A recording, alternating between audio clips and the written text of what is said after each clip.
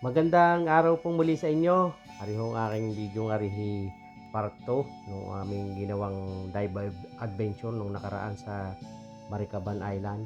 Ngayon naman ho kami din napapunta sa Sombrero Island.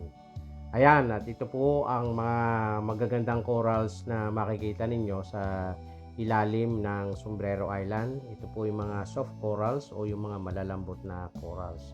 At kasama ko pa rin yung aking mga kaibigan na sinamahan nung nakaraan, nag-invite sa akin.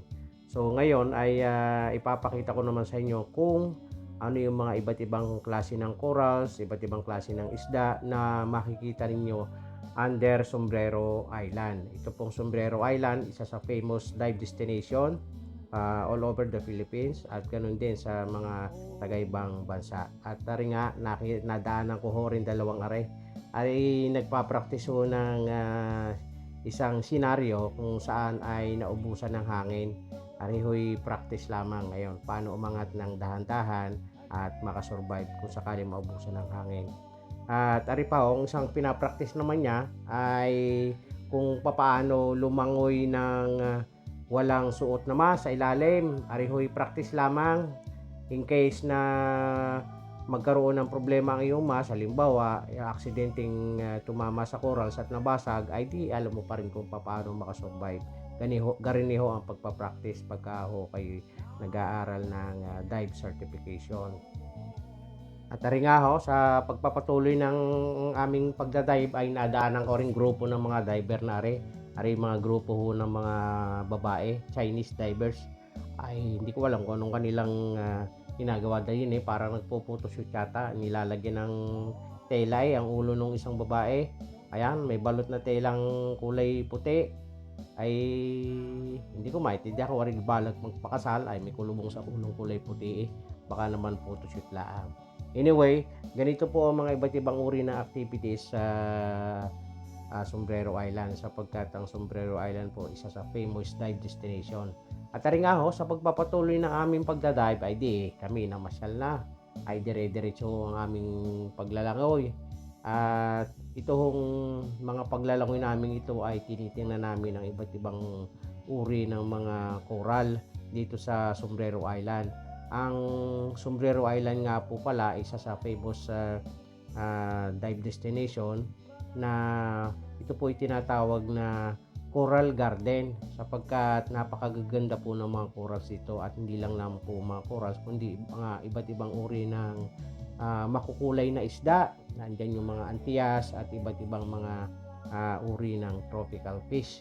Ganito po ang inyong makikita kapag po kayo nag-dive sa Sombrero Island. At ito nga po sa pagpapatuloy ng aming pagdadive ay ari nga ho at kami ay napalayo at medyo nag-iikot kami din sa iba pang lugar ng Sombrero Island.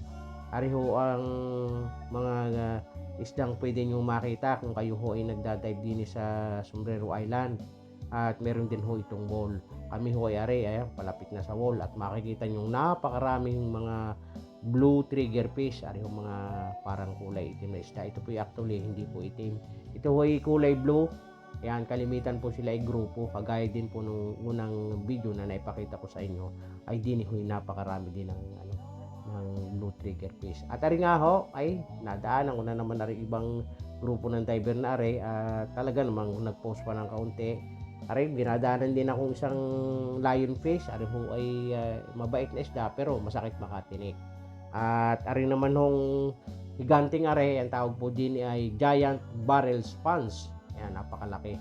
At ito naman hong mga makukulay na corals na ito, ang tawag po dyan ay crinoid or feather star. Ito po ay iba't ibang uri ng kulay ang makikita ninyo. At ari nga ho, ay ako'y napaselfie na naman ng kaunti. Ay tunay namang walang kasawa-sawa sa pagsiselfie. Ay pagpasensya na po.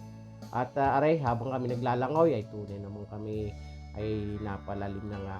Enjoy na enjoy sa paglalangoy. Ay dahil talaga naman hong pagkayuhin na masyal din sa Sombrero Island ay napakaganda ng lugar.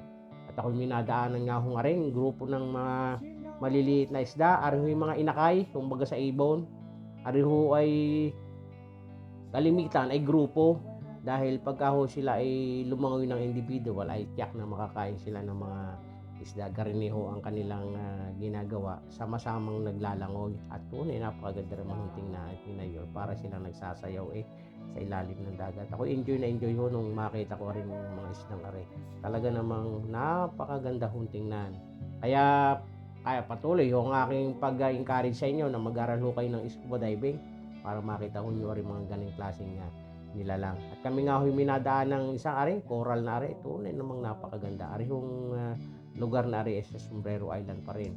At kung mapapansin nyo, talagang makulay na makulay ang corals, ganun din ang mga iba't ibang uri ng isda. Ganito po ang makikita nyo kung kayo mag-dive po sa Sombrero Island. Lahukan po, kumbaga sa halo-halo. May magandang corals, na soft corals, mayroon din mga hard coral, at iba't ibang uri ng mga isda. Yun ho yung makikita nyo din sa Sombrero Island.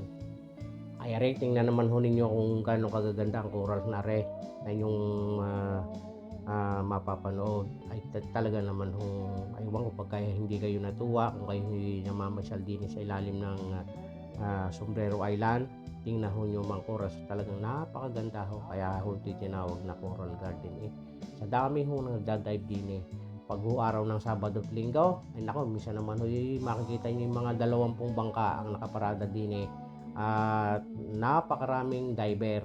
Kaya ari hong lugar na are ay kung kayo makakapag-aral ng scuba diving ay siya isama ho nyo sa inyong bucket list na pupuntahan. Napakaganda po ng lugar na ito, Sombrero Island. Ito po ay sa lugar ng Tingloy Island. Sakop po siya ng Tingloy Island. Pero ang Tingloy po ay nasasakop din po ng Batangas Province.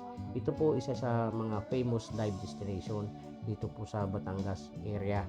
Kaya ito po yung pinagmamalaki ng ating mga LGU in terms of scuba diving. At rin nga, habang kayo paangat ay nakadaanan ko rin dalawang mag-asawang isang are. Ang tawag ko din tomato clownfish. Ayan, napaganda ho kulay niya. At habang ako'y paangat na are, dumaan naman ako sa konting channel na are.